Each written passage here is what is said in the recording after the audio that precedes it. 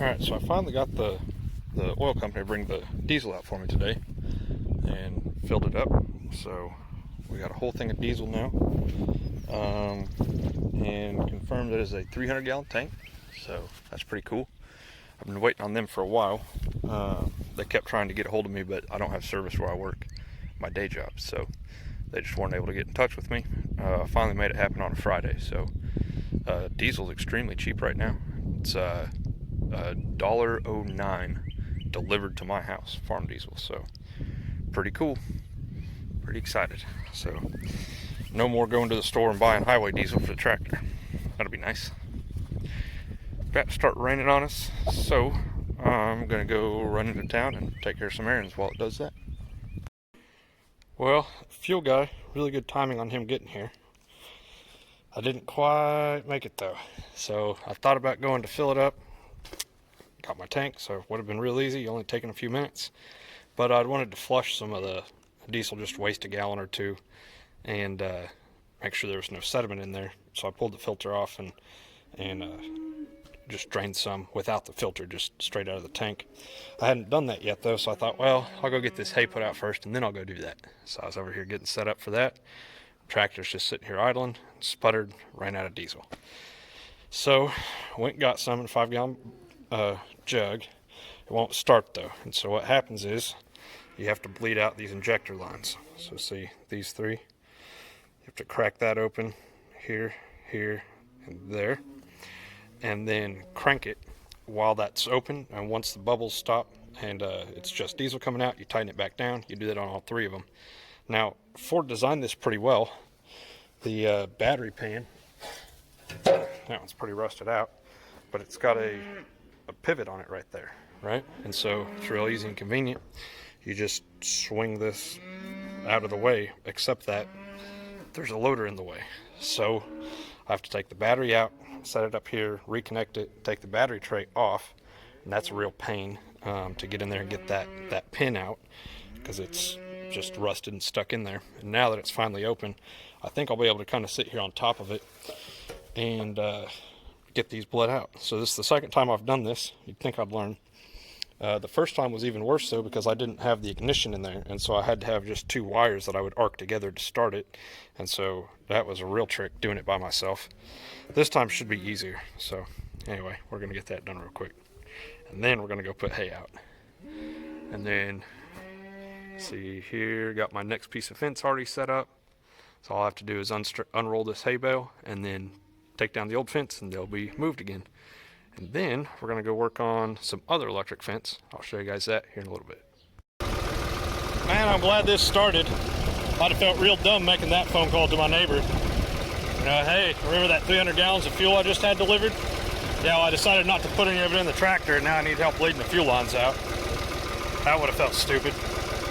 Anyway, we got it running again, so get her topped off here.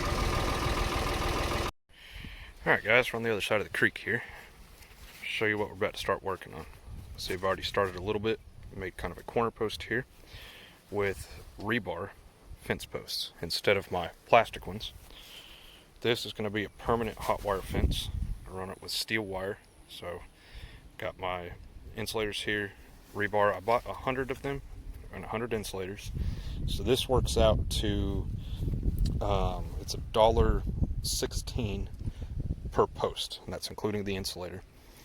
And then the wire's a little bit cheaper as well, and so that's why I'm going with these instead of just using those plastic ones like I have for my temporary fence. Now they're a lot heavier, they're harder to get in and out. You have to kind of hammer them in, and they're harder to pull out because it's rebar. That's what all those serrations are for on the rebar. Makes it so that doesn't come out as easy. So what we're going to do is we're going to run permanent fence, permanent hot wire fence this way. And we're going to kind of follow this line of trees, and then we'll cut across. I'm basically splitting this pasture on the other side of the creek in half. And then my permanent fence here will always be energized. At least that's the idea. And eventually what I'll have to do is clear lanes through these trees so that I can get my temporary fence back over to it, and then I'll just connect the temporary fence onto it, if that makes sense. So I'll put some little loops on the permanent fence here. I'm not quite sure how I'm going to do that yet, but we'll figure that out. And then I'll be able to run, you know, from here across to over there, and that'll cut out just this piece of the pasture. I'll move my temporary fence until I get to the end there, and then I'll put them on the other side, and we'll start. The pond is right over here, and so then we'll start over there, and we'll work our way back that way on that side of the trees here. So these trees, they're in kind of this little valley here that floods and collects water and sends it back down towards the creek. Yeah, so corner post here, like I said, and then they're hard to see, but we've got a few of them set up over here. We'll go through the trees. The way these work, just put them on here, and then you screw this piece on the back down, and that's it. So nice and easy. Girl at the vet today was making fun of my overalls, but bag, see, all I did is just button it in there. Now I've got like a little satchel full of these insulators, so kind of a handy way to do that, I thought. So come through here, we'll set these up. One-handed. There we go. And then, I don't know if you guys can tell, probably not. Let me just walk over here. But I've got another corner post. I still need to tie this one together. And you can see how thick all this grass is. The cows are going to love it. So I got another corner post here. And this is just 3 of these. You know, 2 of them kind of, I'll put a piece of wire around it like that, and it's pretty solid. And then I'll run over here. The pond is right there, and the entrance to it is right on this side. So I'll run just past that, put another corner post, and then tie that in. I think is what I'm going to do. I don't know. I haven't decided yet, because that's going to have to change once I put them in this side of the trees. They're still going to have access to the pond, so my permanent fence over there isn't going to be so permanent. So I may figure out I don't know. We'll see. I haven't decided what I'm going to do yet. But yeah. Anyway, this is the plan. So we'll get this permanent fence ran and all set up, and then I will be ready to move them across the creek. So pretty good deal. So all right, we'll go keep putting these insulators on and driving spikes. All right, so here's my setup I'm going to try for stretching my fence out. It's just one of my rebars, really just a little sling hanging on the back of the four-wheeler there. So I'll tie that off to this post. I forgot my insulators. They're up at the hay barn. I'll have to go get them and get them on there before I can actually stretch it tight. And I forgot my handles for the other side. But hopefully the idea here is that I'm just going to take off driving along my row of things here, and that ought to stretch it out, and then I'll come back and reattach it to the insulators.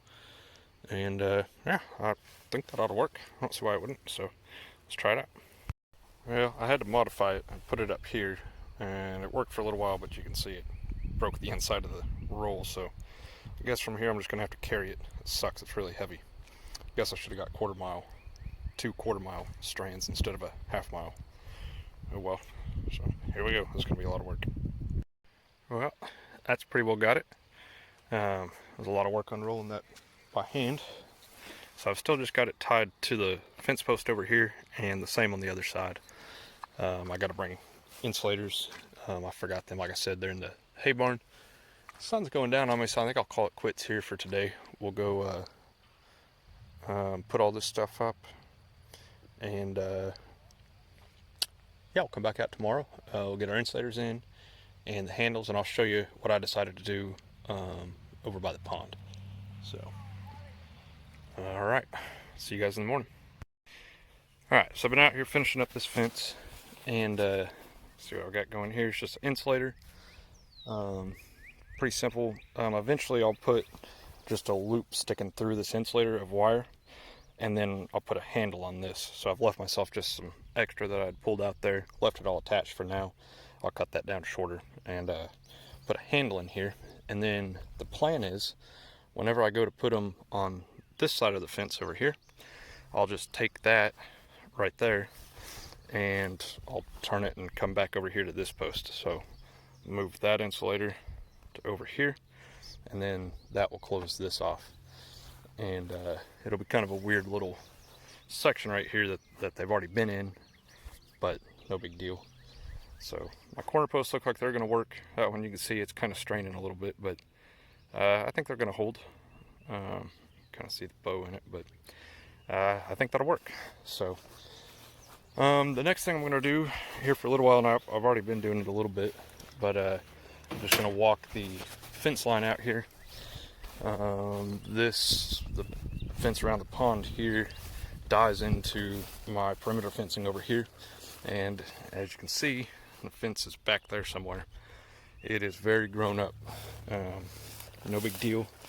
So far from what I've seen, the fence is all completely intact, so that's good. Covered in vines and all kinds of nasty crap that I need to get rid of, but this is how we start doing that though. I'm going to get cows out here to eat the grass, and then eventually the plan is to have sheep or goats or something that will eat all of this type of crap, and like all these little shrubby things. They'll eat the trees as far as they can reach, and yeah. Okay, so I was wrong. The fence doesn't actually die into my perimeter fence. I can see the perimeter fence though, so I may have to do something over here to make sure the cows stay where I want them. One thing I've got in this pasture is a bunch of this stuff. I don't know what this is called. The cows won't eat it though. It's some sort of a water grass. So it grows. You can kind of see standing water everywhere over here. Yeah, so I think I'm gonna need to put some fencing across this. I don't know what we're gonna do for that yet, so let me look and see what we got.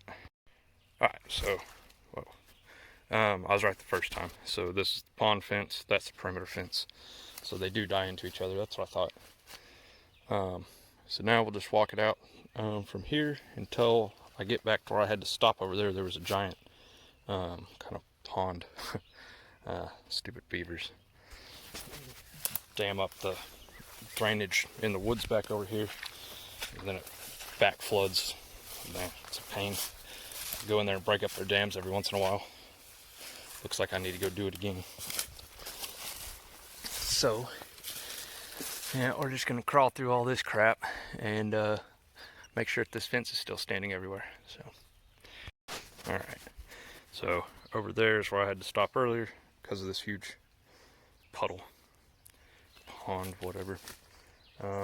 You can kind of see on the T-post maybe how deep that is. That's a good foot and a half deep though in the middle, it looks like. And even deeper on that side over there. So I think I'm gonna try and crawl back through here and see if I can figure out what's keeping this water from draining. Probably a beaver dam, but it may just be the way the land is right here. We've had a bunch of rain recently, so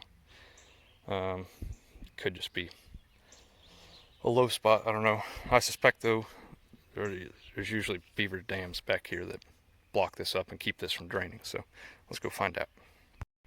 Just as I suspected. Beavers.